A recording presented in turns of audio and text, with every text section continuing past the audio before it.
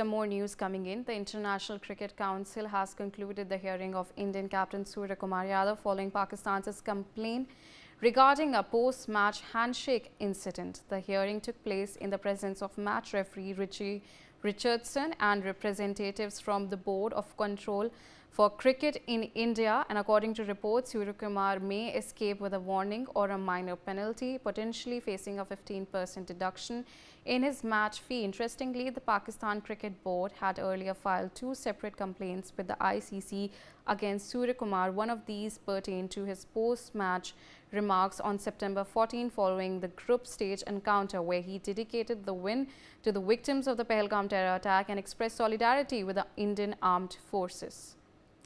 All right. Now joining me on the telecast is Sunil Yash Karla. Sunil, when we're talking about Suryakumar Yadav and the verdict that is set to be announced today, he has said also that he pleads not guilty at the ICC hearing. That's what he has said. And he has also been told not to make any kind of political remarks. So in terms of your assessment, what does this mean, especially we're yet to see the match that is set to take place between India versus Pakistan, and there's a big question that is looming, whether politics and sports play in a way together, or should it be taken together or not? Well, from time immemorial, politics and sports have always been involved, and Sunil Gavaskar has also said that it's a part of it. But technically, let me just explain you on what happened on the 14th, when Suryakumar Yadav actually said that he is with the Indian Armed Forces, Jawans and everything. That was all right. But the moment you use Operation Sindoor, it means technically you are blaming the other country for the recent operation that happened. Right, wrong, whatever, but at an international level, I think technically that's where he got stuck with it, and Pakistan was looking for some problem or some word issues, and in fact they caught on to it and made a complaint to ICC. I'm also understanding that they make this complaint as an afterthought, because first they cried horse about Suryakumar Yadav just talking about the Jawans and all.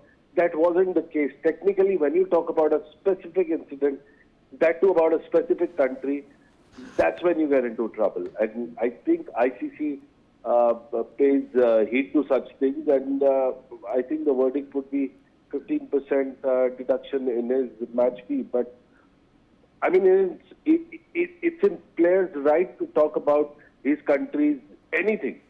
But Sunil, when we're talking about this, is Suryakumar actually in any breach of ICC rules, when ICC rules regarding personal messages reads players and team officials shall not be permitted to wear, display or otherwise convey personal messages on their clothing, equipment or otherwise, irrespective of whether such messages are affixed to clothing, equipment or otherwise, and whether such messages are displayed or conveyed through the use of the specific clothing. So do you think that is there any breach of by Suryakumar Yadav in terms of the ICC rules?